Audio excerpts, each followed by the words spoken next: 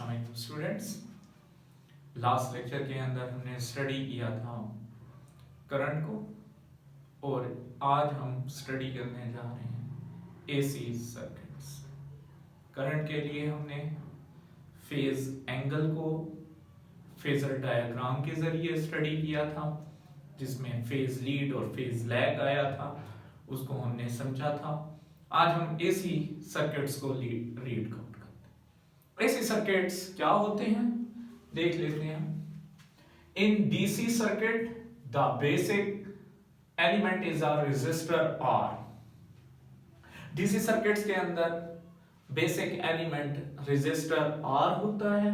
कोई भी रेजिस्टेंस लगा दें, उसकी रेजिस्टेंस क्या है, आर है, विच कंट्रोल द करंट और वोल्टेज, जो करंट और वोल्टेज को कंट्रोल करता है किसमें, डीसी में।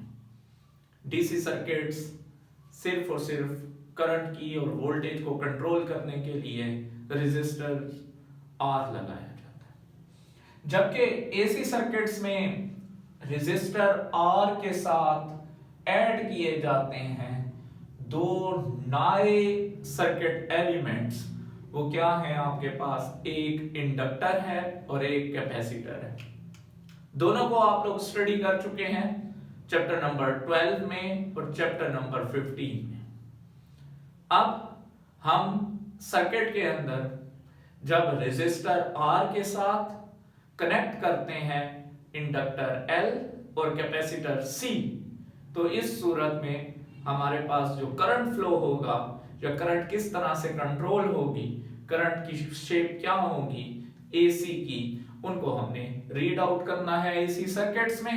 तो देख लेते हैं स्टेप बाय स्टेप एक एक चीज को।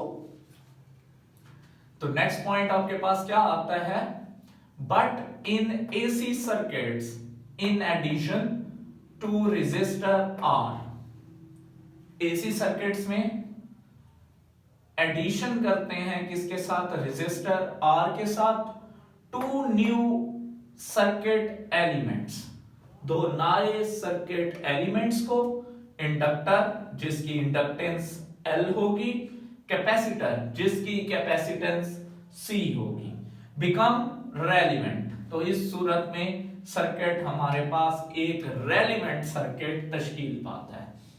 The current and voltage in AC circuit is controlled by three elements: resistance R, inductance L, capacitance C।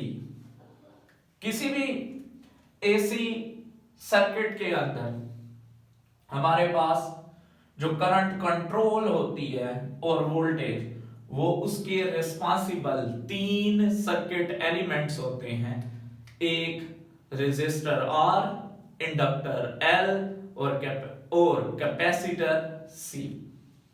The response of each element in AC circuit is given as, her circuit में जो element add करेंगे उसका response देखेंगे हम कि क्या होता है, किसका रेस्पॉन्स। सबसे पहले रेजिस्टर आर का रेस्पॉन्स देखेंगे एसी सर्किट्स में, फिर अलग से देखेंगे इंडक्टर की इंडक्टेंस एल का रेस्पॉन्स, और फिर लास्ट में कैपेसिटर की कैपेसिटेंस सी का रेस्पॉन्स देखेंगे सर्किट में। और नेक्स्ट पॉइंट्स पे फिर हम देखेंगे कि हमारे पास इन के कॉम्बिनेशन से कौन कौन से सर्किट्स बनते हैं, जैसे RC series circuits, RC parallel, RL series circuits. इन सर्किट्स को भी हमने देखना है और इनके तीनों कॉम्बिनेशन से आरएलसी सर्किट्स को, रेजोनेटिंग सर्किट को भी हमने स्टडी करना है। स्टेप बाय स्टेप चलेंगे। सबसे पहले हम देखते हैं कि एसी थ्रू रेजिस्टर। इस पॉइंट का क्या मतलब है कि आपके पास एसी सर्किट में रेजिस्टर आर का रेस्पॉन्स क्या होगा। We consider a circuit in which a resistor of resistance R is connected to the alternating voltage source। मैंने एक सर्किट ले लिया है, सर्किट आपको नजर आ रहा है। इस सर्किट के अंदर एक रेजिस्टेंस ली है ये एक रेजिस्टेंस है, रेजिस्टर लगा दिया, ब्लू कलर में नजर आ रहा है, जिसकी रेजिस्टेंस क्या है, आर है। ये टर्मिनल ए और बी से कनेक्ट है, किस सोर्स से, अल्टरनेटिंग वोल्टेज सोर्स से। यहां पे अल्टरनेटिंग वोल्टेज सोर्स है, इसलिए यहां पे आपके पास जो सिंबल यूज किया है वो साइनोसाइडल, साइन वेव यूज की है। नेक्स्ट पॉइंट पे जाते हैं। The voltage across the terminal of the resistor at any instant of time t is given as, ये टर्मिनल्स हैं रेजिस्टर के, ए और बी के अक्रॉस जो पोटेंशियल डिफरेंस होगा, मतलब ये कि इस सर्किट के अंदर वोल्टेज जो होगी किसी भी इंस्टेंट टाइम t पर, उसकी वैल्यू क्या आएगी, v is equal to v not sine omega t।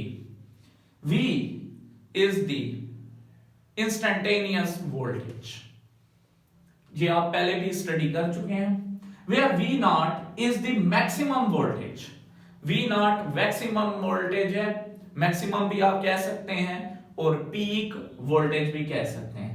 And omega is the angular frequency, that omega is the angular frequency of sine wave। Next point पे देखते हैं, the alternating current I flowing through the circuit is given as, जब potential होगा तो इस circuit में या तो क्लॉकवाइज या एंटी क्लॉकवाइज, वो हम पोलैरिटीज को देखेंगे कि फर्स्ट हाफ साइकिल किधर से बनेगा और सेकंड हाफ साइकिल कहां से बनेगा। ये प्रीवियस लेक्चर्स में हम देख चुके हैं। फिलहाल सिर्फ हमने करंट देखनी है कि करंट इसमें फ्लो करेगी। ओम्स लॉ अप्लाई करते हैं। ओम्स लॉ के according I is equal to V divided by R। I भी इंस्टेंटेनियस है, V भी इंस्टेंटेनियस है। V इंस्टेंटेनियस बराबर है V not sine omega t, put कर दें V not sine omega t, V not sine omega t divided by R, V not divided by R, ये shape है। ये देखें students, V not divided by R, तो V not divided by R ohms law के according जब potential maximum होगा, इस point पे देखें और इस पॉइंट पे जब पोटेंशियल मैक्सिमम है तो करंट भी क्या है, मैक्सिमम। इस पॉइंट पे I is equal to I not sine omega t होगी। ये आपके पास इंस्टेंटेनियस करंट आ गई। अब देखते हैं क्या कि हम इस सर्किट को एक्सप्लेन कैसे कर सकते हैं। तो नेक्स्ट पॉइंट पे हम चलते हैं एक्सप्लेनेशन की तरफ। We compare the equation 1 and 2 and shown in the figure, और ये दोनों इक्वेशंस को हम कंपेयर करते हैं और ये फिगर के अंदर ग्राफ के अंदर शोन है। ये दोनों इक्वेशंस, रेड भी और ब्लू भी, हम दोनों इन इक्वेशंस को कंपेयर करते हैं। The instantaneous values of voltage and current are the sine functions. दोनों इक्वेशंस को देखें, दोनों क्या है, साइन फंक्शंस हैं। They vary at each instant t in same manner. हर पॉइंट पे देखें सेम मैनर में ये आपके पास वैल्यूज तब्दील हो रही हैं। अगर पॉइंट A इसको मैं कंसीडर कर लूं, देख लेते हैं पॉइंट A पे। पॉइंट A पे इसको आप पॉइंट B कंसीडर कर लें। पॉइंट A और B को देखें, हर इंस्टेंट पे, टाइम पीरियड के लिए भी देख सकते हैं, टाइम t पे भी वैल्यूज। A पे देखें करंट भी जीरो है और वोल्टेज V भी जीरो है। इंस्टेंटेनियस वैल्यूज लेनी है दोनों की। पॉइंट B पे देखें करंट भी मैक्सिमम, वोल्टेज भी मैक्सिमम। ओम्स लॉ के अकॉर्डिंग है। आपने इस बात से ये बात समझी, they vary at each instant t in same manner. ये हर इंस्टेंट t पे सेम मैनर में वेरी करेगा, तब्दील होगा। As they reach maximum and minimum values at same time, thus we can say that V and I are in phase। क्योंकि ये दोनों वैल्यूज डायग्राम के मुताबिक सेम मैनर में वेरी हो रही हैं और मैक्सिमम वैल्यू और मिनिमम वैल्यू सेम पॉइंट पे आ रही हैं। इसका ये मतलब कि इन दोनों का जो फेज एंगल है वो सेम है। अगर आप B का और B को पे अगर आप ब्लू और रेड का, मतलब ये हुआ कि करंट और वोल्टेज का फेज एंगल लेते हैं फेजर डायग्राम से, तो उसके मुताबिक दोनों का 0 रेडियन आता है, डिग्री में 0 डिग्री। इसका ये मतलब आया कि आपके पास अगर फेज 0 रेडियन है, मीन के 0 है, मीन के नो चेंज। जब नो है, 0 है, इसका ये मतलब कि फेज डिफरेंस 0 आएगा, because there is no difference in the wave form. बात वही हो गई जो अभी मैंने आपको बताई है।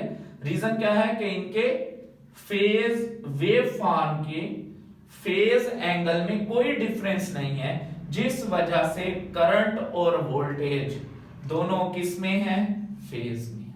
नेक्स्ट पॉइंट पे जाते हैं।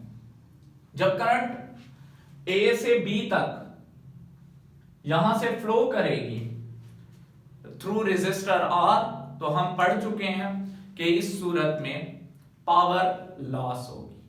जब पावर लॉस होगी तो उसकी instantaneous power in the resistance is given as, instantaneous power का फार्मूला हमारे पास दिया गया है, P is equal to IV और VI average. V instantaneous voltage, I is the instantaneous current। V बराबर होगा V not sine omega T, I बराबर है I not sine omega T. अब ये दोनों एवरेज में हैं, ये मैक्सिमम वैल्यूज हैं। मैक्सिमम वैल्यूज एवरेज से बाहर आ जाएंगी, क्योंकि मैक्सिमम की एवरेज भी मैक्सिमम होती है, वही वैल्यू आ जाएगी। V naught multiply I naught बाहर, sine omega t multiply sine omega t average के साइन के अंदर रहने। आप इसको एवरेज भी कह सकते हैं और मीन वैल्यू भी कह सकते हैं। Sine square omega t average, sine square omega T की अगर आप साइन स्क्वायर थीटा की एवरेज वैल्यू लें तो वो बराबर होती है आपके पास 1/2 के। मैथमेटिकल कैलकुलेशन है, तो साइन स्क्वायर ओमेगा टी बराबर है 1/2 के। इसकी जगह पर रिप्लेस आपने कर दिया 1/2। 1/2 डिवाइड मल्टीप्लाई हो रहा है 1/2 V नॉट I नॉट से। इसका ये मतलब हो गया कि इसके जो नीचे 1 था, 1 से 2 मल्टीप्लाई हो जाएगा तो ये 2 आ जाएगा, और V not I not multiply हो जाएंगे 1 से, तो 1 मल्टीप्लिकेटिव आइडेंटिटी है, V not I not divided by 2। अब 2 है, 2 को अगर मैं दो पोर्शंस में मल्टीप्लाई करूं तो आपको इस तरह से वैल्यू आ सकती है 2 square root 2 multiply square root 2, दोबारा से वैल्यू मेरे पास कितनी आ जाएगी, 2 आ जाएगी। अब इस वैल्यू को देखें तो मैंने क्या किया है, इसको दो हिस्सों में तकसीम कर दिया है। V नॉट के नीचे भी स्क्वायर रूट 2 आ गया, I नॉट के भी नीचे स्क्वायर रूट 2 आ गया। V not divided by square root 2 RMS voltage है, I not divided by 2 RMS current है। तो पावर लॉस आपके पास थ्रू रेजिस्टर की वैल्यू क्या आ गई, P is equal to VRMS multiply RMS। This is the required relation for power loss in resistor। ये रेजिस्टर का क्या होगा, पावर लॉस होगा। तो यहां तक हमने स्टडी कर लिया फर्स्ट पॉइंट कि एसी जब रेजिस्टर से पास होगी तो मेन पॉइंट क्या है इस लेक्चर का, जो सबसे ज्यादा एमसीक्यूज आता है, एक पावर लॉस का फार्मूला और एक आपके पास मेन पॉइंट नेक्स्ट है जो आपने पहले स्टडी किया था। वो क्या था कि आपके पास दोनों चीजें किस में होंगी, इन फेज होंगी।